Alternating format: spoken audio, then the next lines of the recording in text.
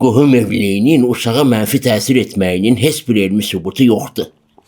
Birincisi, qohum evliliyi ziyanlıdır deyəndə söhbət emosiyalardan və hisslərdən yox, birbaşa statistik risklərdən gedir. Yəni, hər qohum evliliyindən mütləq xəstə uşaq doğulacaq demək deyil.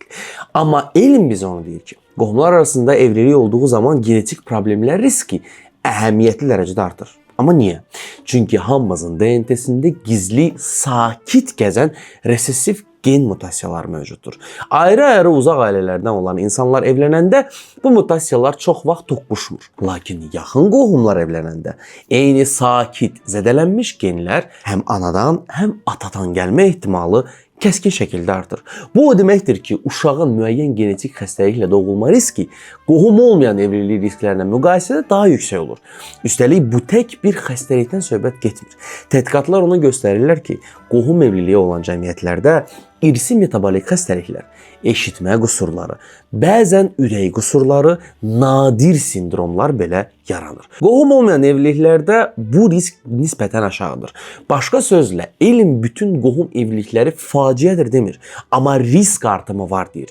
Və bu artıq fərziyyə deyil, illərlə aparılan epistemoloji və genetik araşdırmaların nəticəsidir. Bu mövzuda həkimlər və genetiklər niyə ehtiyatlı danışır? Çünki insanlara qorxu yox, məlumat lazımdır. Yəni kimsə qohumla evlənmək qərarı veribsə, ən azı bilməlidir ki, genetik məsləhət və skrining onlar üçün xüsusilə vacibdir. Belə deyək, qohum evliliyi avtomatik hökm deyil, amma elmə görə genetik risk baxımından oyunun qaydalarını dəyişən ciddi faktordur. Ona görə də elm sübut etməyib demək cahillikdir.